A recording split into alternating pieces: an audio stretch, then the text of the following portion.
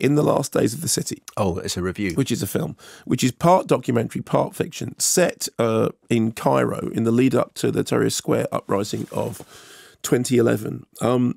Directed by Tamar El-Said, who uses footage that he shot in Cairo in 2009, 2010, 2011. And it has Khalid Abdallah in it, who's in that Paul Greengrass film, and also features in that documentary The Square from 2013, which is a really, really great documentary about the uprising and its aftermath.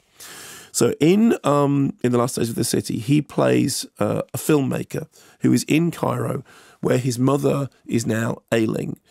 He's desperate to find a new apartment, and when we're first introduced to him, he's going from one apartment to another, and each one of them is more inappropriate than the other. And the whole thing being that he apparently has no proper foothold in this world. He's working on a film, and he's constantly filming, but he doesn't seem to know entirely what the film is about and how to shape it and how to film it. He thinks that it's a film about the city. He thinks it's a film about the world that he's living in, but it's also a film about his family, about his past, about his friends.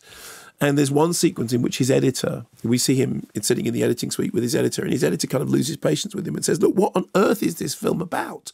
What's the substance of it? Which is indeed something that some members of the audience might find themselves saying whilst watching In the Last Days of the City. He's also trying to meet up with Layla, from who he is estranged, who is this person with whom he's been very close and who is planning on leaving. And during the course of the film, which looks like a documentary but is also a drama, so it's a strange sort of mix between those two, he meets a series of friends who are also making films about being alienated from their homes, they are filming in Beirut, in Baghdad, Berlin. They are now bringing their own footage to offer their own stories. And what the film is generally about is it's about a kind of statelessness, about a kind of homelessness. It's very melancholic and sad, and at times obtuse to a point that makes it, I mean, I said before, you may find yourself watching it and sharing that thought that the editor has, which is, what is this about? What's the actual heart of it? But it actually becomes, over the course of its running time, a sort of cumulative effect that it becomes a film about memory and hindsight, and about the way that a place is inflected by your knowledge of what's happened in it and what's going to happen in it.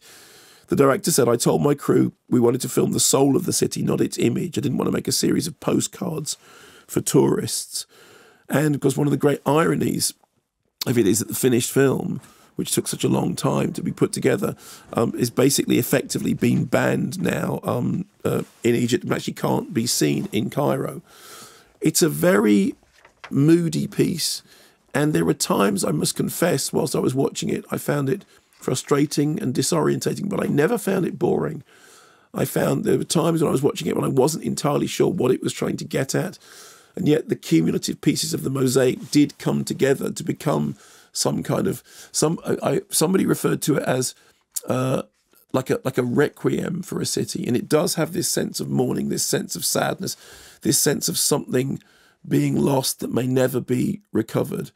It's very bold in the way in which it tells its story at its own pace, and in which, as I said, it intermingles drama and documentary, so much so that when I was talking about it just a minute ago, I said documentary rather than drama, because it occupies that sort of space between the two things. I think it has a fairly limited audience, but I think that for those who give it time and are willing to be patient with it, which I did, I think it's very rewarding, and it's called In the Last Days of the City.